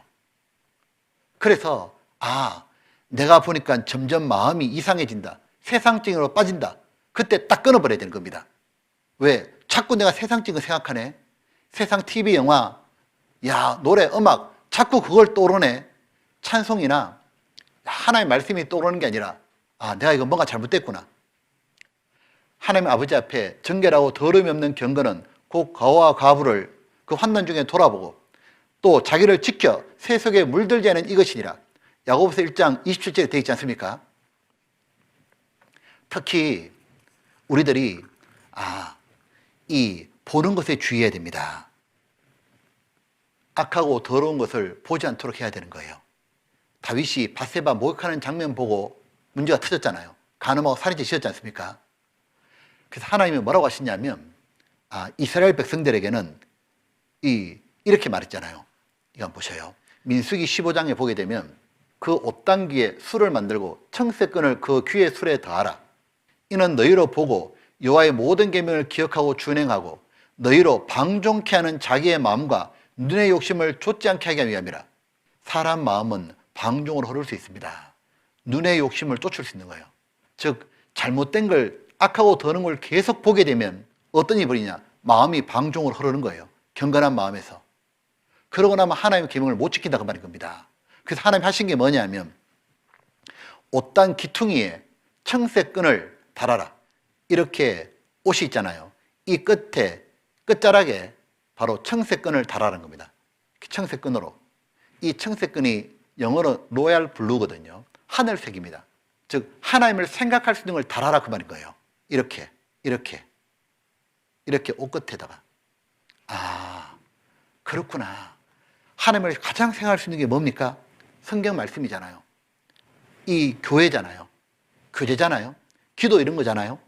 그럼 하나님을 생각할 수 있는 것이 내 옆에 많아야 되는데 근데 마귀는 어떻게 하느냐면 하나님의 생각할 수 있는 청새끈을 없애버리는 거예요. 그리고 뭐 하느냐? 검은끈을 쫙 풀어놓는 겁니다. 그러니까 우리 시대는 마지막 시대니까 마귀가 마지막으로 발악하는 시대잖아요. 이 마귀가 하는 일이 뭐냐면 세상을 온통 검은색으로 싹 바꿔놓는 거예요. 그러니까 보게 되면 주변의 친구들도 온통 검은색이고 스마트폰도 보면 온통 검은색이죠. 하나님을 생각하지 못하게 만들잖아요. 보면은 온통 검은색을 계속 쳐다보도록. 이 욥은 당대 최고의 글쓴이였습니다. 하나님이 욥에게 그랬잖아요. 이와 같이 욥처럼 순전하고 정직하여 하나님을 경외하며 악에서 떠난 자가 없더라. 욥이 어떻게 그렇게 신앙이 뛰어났냐 그 말이에요. 욥은 자기가 언약, 약속을 맺은 게 있었습니다. 어떤 약속을 맺었냐면 이 약속을 맺었잖아요. 내가 내 눈과 언약을 세운다니 어찌 천역에 주목하랴. 왜? 주목하다 보면 문제가 생기니까. 그리하면 위에 계신 하나님이 내리시는 분깃이 무엇이겠으며 높은 곳에서 전능자의 주시는 사람이 무엇이겠냐. 불의자에는 환난이 아니겠냐. 행악자인 재앙이 아니겠느냐. 그가 내 길을 감찰하지 않으시겠느냐. 내 걸음을 다 세이지 않으시냐. 욥은 하나님께 축복을 받고 싶었습니다. 욥은 하나님이 자기 인생을 열어줄 수도 있고 막을 수도 있고 높여줄 수도 있고 밑으로 내릴 수도 있는 분야를 알고 있었습니다. 왜? 하나님은 전능자시니까. 인생의 높고 낮음이 하나님 손에 딸려 있는데 욥은 하나님께 축복을 받고 싶었습니다. 욥이 한 게 뭡니까? 죄를 지으면 하나님께 축복이 안 되니까. 그리고 하나님 내 걸음을 다 세고 보고 계시니까 요업은 자기 눈과 언약을 맺어버린 거예요. 어찌 천역에 주목하랴. 나는 내 눈과 딱 언약을 맺었다. 천역에 주목하는 게 아니라 돌아선다 그 말이에요. 그래서 실제로 좀 오해 말고 들으셔요. 이제 지하철을 타는데 서울에서 이제 타는데 앞자리에 여름에 아주 미니스커트 입은 짧은 옷을 입은 아가씨가 타는 겁니다. 그러면 그 아가씨 짧은 치마잖아요. 아이, 딱 보이잖아요. 어떻게 합니까? 눈을 탁 돌려버려야 되는 거예요. 왜? 나는 내 눈과 언약을 맺었나니 저런 거 보지 않기로. 왜? 난 하나님의 축복받고 싶으니까. 그 사람이 정말 경건한 그리스도인이잖아요. 나는 내 눈과 언약을 맺었나니. 언약을 탁 맺어가지고 왜? 하나님께 축복받고 싶으니까. 그래서 이 검은끈이 많은 가운데 요업은 어떻게 했냐면 청색끈을 바라봤습니다. 그 청색끈이 뭐였냐면 하나님의 말씀이었잖아요. 요업은 내가 그의 입술의 명령을 어기지 아니하고 일정한 음식보다 그 입의 말씀을 귀히 여겼구나. 요업은 일정한 음식 꼬박꼬박 먹어야 되는 것, 밥보다 뭘 더 귀히 여겼냐? 하나님의 말씀을 읽고 순종하는 것. 항상 요업은 자기 옆에 하나님의 말씀을 가까이 두려고 했잖아요. 요업은 구원받은 사람과 교제하는 걸 좋아했지 않습니까? 그러니까 이 시대는 어떤 시대냐면 이 시대는 정말 희한한 시대입니다. 마귀가 또요, 듣는 것에도 사람이 확 넘어가도록 어떤 게 있냐면 유튜브 같은데 희한한 내용들, 쓸데없는 내용들, 잘못된 교리들, 그런 거 실컷 듣고 어떻게 하냐면 하나님의 말씀에 떠나게 하려고. 귀도 조심해야 됩니다. 내 아들아, 지식의 말씀에서 떠나게 하는 교훈을 듣지 말지니라.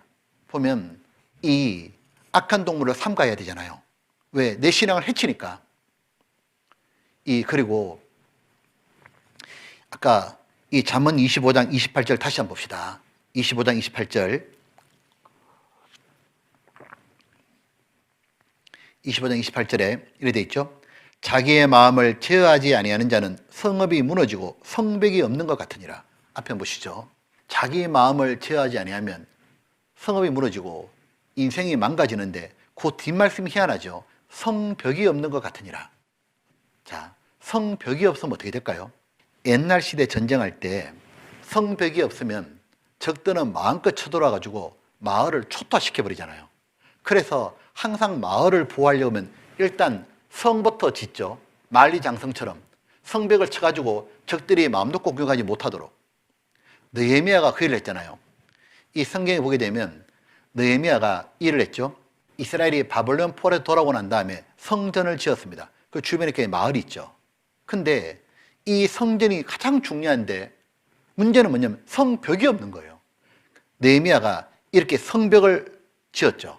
그리고 문들을 딱 달고, 여기 보면 성벽이 딱 쳐지고 나니까 성벽의 역사가 52일 만에 끝남에 우리 모든 대적과 사면 이방 사람들이 이를 듣고 다 두려워하여 스스로 낙담하였으니 이는 이 역사를 우리 하나님이 이루신 걸 알미니라.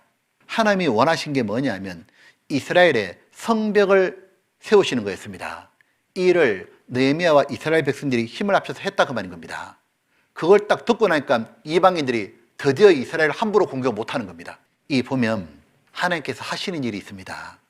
우리의 마음을 이 마귀가 공격을 쉽게 못하도록, 이 마음을 쉽게 차지하지 못하도록 마음에다가 하나님은 은혜의 성벽을 딱 쌓아주시는 거예요. 참 사람 신체도 희한합니다. 사람이 뼈가 206개라 그러잖아요. 그 중에 더 단단한 뼈가 있고 단단하지 않은 뼈가 있잖아요. 가장 단단한 뼈는 가슴뼈하고 해골이라 그러죠. 하나님이 왜 이걸 단단하게 만들었을까? 너무 중요한 장기들이 들어있는 거예요. 이 해골 안에는 뇌가 들었잖아요. 이 가슴뼈 안에는 심장과 폐가 들었잖아요. 그러니까 그런 장기들은 타격받으면 바로 우리가 죽습니다. 그래서 아주 튼튼하게 단단하게 방어벽을 만들어놨다 그 말인 겁니다. 이것처럼 하나님은 가장 중요한 게 우리 마음이기 때문에 우리의 마음을 보호하게 하시려고 마귀의 공격에서 지키시려고 어떻게 하냐면 은혜의 성벽을 두껍고 단단하게 높게 쌓아주길 원하시는 겁니다. 성경에 이런 말씀 있죠. 여러 가지 다른 교훈에 끌리지 마라. 마음은 은혜로서 굳게 함이 아름답고 이 사람 마음은 하나님의 은혜를 많이 받으면은 은혜의 성벽이 사라지는 겁니다. 그러면 마귀가 조금 두드려가지고는 까딱도 없는 거예요. 성벽이 높으면 적들이 공격을 못 하잖아요. 하나님의 은혜를 주는 방법이 뭡니까? 말씀인 거예요. 기도인 거예요. 은혜의 보좌 앞에 기도하러 나가잖아요. 교제인 거예요. 이 교제는 은혜 하나님이 계시는 곳이잖아요. 전도하면서도 은혜는 계속 있습니다. 그러니까 주님이 원하시는 건 뭐냐면은 우리들이 정말 하나님의 은혜를 받아가지고 성벽이 두껍게 살기를 원하는 거예요. 높고 단단하게. 근데 마귀는 잘 아는 겁니다. 저 은혜의 성벽이 아주 두터워지면 우리는 마음을 공격 못한다. 그럼 어떻게 하냐? 은혜의 성벽을 못 쌓게 해야 된다. 어떻게 할까요? 영적으로 게으르게 만들어버린 거예요. 나태하게 만들어버린 거예요. 이 느헤미야가 이 앞에 보시면 이렇게 성벽을 쌓을 때 쉬운 게 아니었습니다. 밖에서부터 해방하는 거예요. 이 성벽 쌓아지면 공격 못하니까. 또 이 성벽을 쌓는 일은 쉬운 게 아닙니다. 노동을 해야 되잖아요. 힘들잖아요. 그러니까 안에 있는 이스라엘 백성 중에도 불평불만을 하는 겁니다. 안팎으로 힘든 게 있었습니다. 이것처럼 우리도 동일한 거예요. 우리가 하나님의 말씀을 듣고 기도하고 교제하고 전도하고 이런 속에 은혜의 성벽이 점점 높이 단단하게 지어지는데 어떻게 하냐? 안팎에 해방이 있는 거예요. 마귀가 해방하죠. 세상 좋은 것들을 스마트폰 건데 뿌려대가지고 여기 빠져라고. 또 속에 있는 우리 육신은 싫어하잖아요. 그러니까 어떻게 합니까? 가장 두려운 게 뭐냐면 사실은 게으른 겁니다. 여기 보면 게으른 자의 정욕이 그를 죽이나니 이는 그 손을 일하기를 싫어함이라. 게으른 자의 정욕, 즉 영적 게으름인 거예요. 이 보면은 여기에 이래 돼 있죠. 게으른 자는 마음으로 원해도 얻지 못하나. 보면 게으른 자의 정욕이 그를 죽이나니. 그렇기 때문에 우리는 어떻게 됩니까? 진짜 두려운 게 뭐냐면 영적으로 게을러지는 거예요. 다윗이 영적으로 게을러져 가지고 늦게 일어났잖아요. 말씀을 멀리 했잖아요. 결국 뭐가 되냐면 속에 있는 음식이 확 올라오니까 바세바 모욕하는 거 보고 죄지었지 않습니까? 우리는 정말 두려운 게 뭐냐면 내가 영적으로 게을러진 걸 정말 두려워야 됩니다. 그래서 신앙의 목표를 딱 세우고 하루하루 실천해 나가야 되죠. 성경에 읽는 것, 참빛하는 것, 기도하는 것, 교제 있으면 꾸준히 참석하고.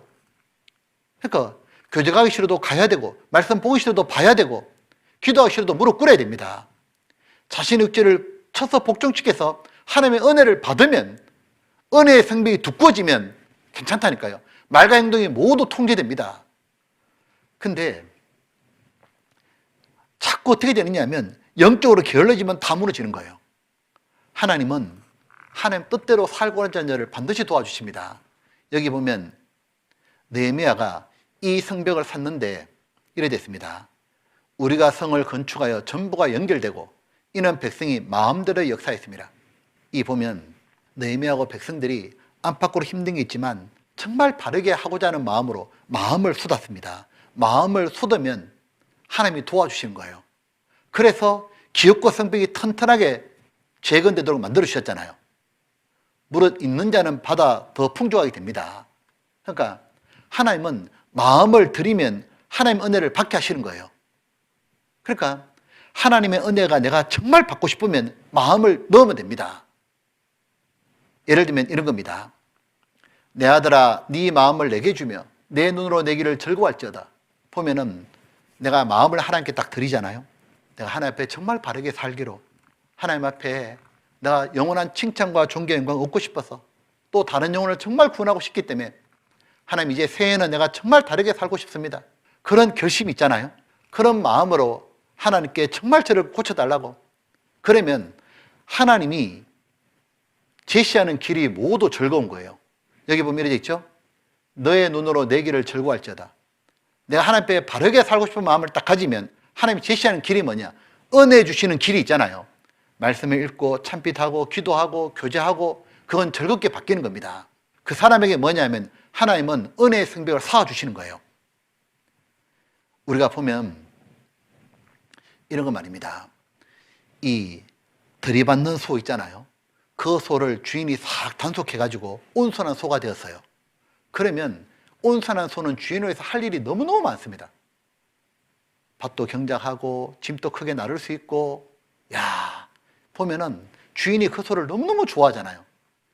우리들이 육체의 정욕을 딱 제어하고 선한 행실을 보이면은 많은 사람을 주님 보러 인도하고 주님은 우리를 너무 기뻐하시잖아요. 그래서 우리가 할 게 뭐냐면, 이 그동안 죄 짓던 습관, 나쁜 버릇은 버리고, 고쳐가지고 이 좋은 습관, 하나님 앞에 거룩한 습관을 가지도록 노력해야 되잖아요. 이 보면 우리들이 정말 중요한 건 뭐냐면, 오늘 들은 말씀도 중요하잖아요. 이건 동기부여입니다. 동기부여보다 더 중요한 건 실체적으로 바뀌어야 되잖아요. 바뀌려면 어떻게 되냐면, 습관이 형성되면 됩니다. 생각을 반복하면 행동이 나오고, 행동이 반복하면 습관이 되고, 습관만 잡히면 그의 인격이 되고, 그러면 그의 삶이 결정나는 거잖아요. 자, 보면 예수님은 동기부여만 하신 분이 아닙니다. 실제로 거룩한 습관을 가지고 계셨잖아요. 그래서 예수님의 거룩한 습관, 이런 책도 있거든요. 그러니까 예수께서 나가서 습관을 쫓아 기도하셨습니다. 그러니까 예수님은 기도하는 게 습관이고, 전도하는 게 습관이셨고, 말씀 보는 게 습관이셨습니다. 항상 하나님을 생각하는 게 습관이었잖아요. 무슨 일을 하든 말씀하시든 간에 하나님 어떻게 생각하실까, 이렇게 생각하고 사는 게 습관이었습니다. 이 보면은 우리가 습관이 형성되려면은 어느 정도의 기간이 필요하다고 하죠. 이 전문가들의 말을 빌려보게 되면 이렇게 말합니다. 습관이 형성되는 최소 3일, 그 다음 3주, 그 다음 3달, 333. 그러니까 3일 하고 나면 조금 형성되고, 3주, 20일이죠. 하고 나면 어느 정도 정착이 되고, 3달을 만약 하게 되면, 3달을 꾸준히 하게 되면 그 다음부터는 쭉 할 수 있다 그러는 겁니다. 333. 느헤미야가 성벽을 샀는데 하루 샀고 그만두지 않았습니다. 매일매일 꾸준히 50일 동안 하니까 성벽이 재건되었잖아요. 우리도 꾸준한 게 정말 중요한 겁니다. 꾸준히 하다 보게 되면 어떤 일이 벌어지냐면, 말씀 보는 것도 꾸준히, 기도하는 것도 꾸준히, 교제하는 것도 꾸준히, 그렇게 하다 보면 어떻게 되냐면 은혜의 성벽이 딱 지어져 있는 겁니다. 그러고 나면 말과 행동도 바뀌는 겁니다. 이 보면은 뭐든지 꾸준히 하는 것은 대단한 거예요. 그건 정말 힘이고 실력입니다. 여기에 보면 꾸준함이 힘이다 그러잖아요. 꾸준히 하는 거. 여기 한번 이거 보세요. 당시에는 그 산에 나무가 하나도 없었대요. 거길 이제 청년이 터벅터벅 여행을 하다가 우연히 한 양치기를 만나게 돼요. 그 도토리를 이렇게 보면서 좋은 도토리네, 나쁜 도토리네, 이렇게 도토리를 고르더랍니다. 그래가지고 바닥에다가 이렇게 지팡이 위로 쿡쿡쿡 구멍을 파더니 거기다 도토리를 심는 거예요. 그러니까 참나무를 심고 있었던 거죠. 아니 이 황무지에다가 왜 나무를 심냐 그랬더니 자기가 3년 동안 10만 개의 도토리를 심었대요. 그 중에서 2만 개가 싹을 틔웠는데 그 중에 또 절반은 쥐가 갉아먹고 뭐 바람에 꺾이고 그래서 죽을 거고 한 10,000그루 정도가 나무가 될 거거든요. 왜 그런 일을 하냐? 나무가 없어서 땅이 죽어간다. 그래서 내가 이 땅을 살려보겠다. 그래서 3년 동안 10만 개의 도토리를 심었답니다. 도대체 그 도토리들이 어떻게 됐을까? 숲이 됐어? 그래서 양치기를 다시 찾아가 봤더니 이렇게 묘목들이 숲을 이루고 있었대요. 사람이 살 수 있는 행복한 공간으로 바뀌어 있었대요. 우선 양치기는 성실했습니다. 맞아요. 근데 뭐 이 성실은 너무 당연한 이야기라서 이런 얘기를 하면 그걸 누가 모르나 뭐 또 노력하라는 얘기냐 뭐 이렇게 말씀하실 수도 있는데 제가 양치기로부터 배운 성실함은 노력하고는 좀 달랐어요. 어떤 성실함이에요? 집에 와서 저녁 먹고 자기 전에 그 청년이 담배 한 대 피우는 동안 도토리를 정리해요. 퇴근하고 자기 전에 1시간 동안 도토리 정리하고 그다음 다음날 이제 양치러 나가서 양들이 풀 뜯을 동안 또 한두 시간 나무 심고 이 양치기가 나무를 심기 위해서 들인 성실함은 하루에 1-2시간 정도밖에 안 되는 거예요. 하지만 그게 꾸준히 모이니까 10만 개를 심을 수 있었고 그게 1만 그루의 나무가 되고 나중에 커다란 숲이 될 수 있었던 거죠. 여기 보면 이래 되어 있습니다. 하나님은 우리가 대단한 노력을 원하시는 게 아닙니다. 하나님은 우리가 아침에 일어나가지고 가장 먼저 하나님을 찾고 잠들기 전에 하나님께 기도 하루 반성하고 그걸 꾸준히 교제가 있으면 꾸준히 가고 하나님 우리에게 바라시는 것은 꾸준함인 거예요. 하루 종일 대단한 노력하는 게 아닙니다. 보면 우리가 아침에 딱 일어나서 먼저 하나님께 기도하고 그 다음에 하루에 참빛에 하는 것 한 15분 투자하면 되잖아요. 길면 30분이고 자기 전에 하루 반성하는 것 그렇게만 해도 일주일에 한 번 토요일에 나오는 거 주일날 나오는 거 그거 꾸준히만 해도 그렇게 3주, 3달 하나님은 황무지 같은 우리 마음에 새로운 습관을 넣으시고 아까 10,000개의 나무가 심어지는 것처럼 우리라고는 풍요한 어떤 이 신앙의 삶으로 이끌어 두실 겁니다. 오늘 우리들이 이제 새해를 맞이하잖아요. 이제 주님 오시기 가까운 이때 내가 소를 들이받는 소처럼 살았다면 그 나쁜 버릇은 고치고 온순한 내가 사람이 되어보자. 그러려면 3일에 한 번이라도 계속 하는데 꾸준히 실패하면 다시 하면 됩니다. 꾸준히. 그러다 보면 어느새 황무지가 풍요로운 땅으로 바뀐 것처럼 내 삶도 풍요롭게 바뀐 걸 발견할 겁니다. 우리들이 꼭 꾸준히 적은 시간에도 계속 투자할 수 있도록 은혜의 성벽이 쌓아지고 말과 행동이 모두 바뀌면 좋겠습니다. 같이 기도하겠습니다. 아버지 하나님, 오늘 이 귀한 시간 주심을 감사합니다. 저희들이 정말 꾸준히 함으로 주님의 거룩한 습관을 닮아서 하나님 저희들도 주님과 같은 삶을 살기를 원합니다. 말과 행동에 정말 구원받은 사람답게 주님의 자녀답게 그렇게 삶으로 하나님께 기쁨이 되고 다른 사람을 구원해서 정말 보람된 인생을 살도록 훗날 하나님 앞에 갔을 때 칭찬과 존경 영광을 받는 저희들 되도록 만들어 주시옵소서. 저희들도 변화시켜 주시길 원하오며 우리를 사랑하시는 예수님 이름으로 기도드렸습니다. 아멘. 수고하셨습니다.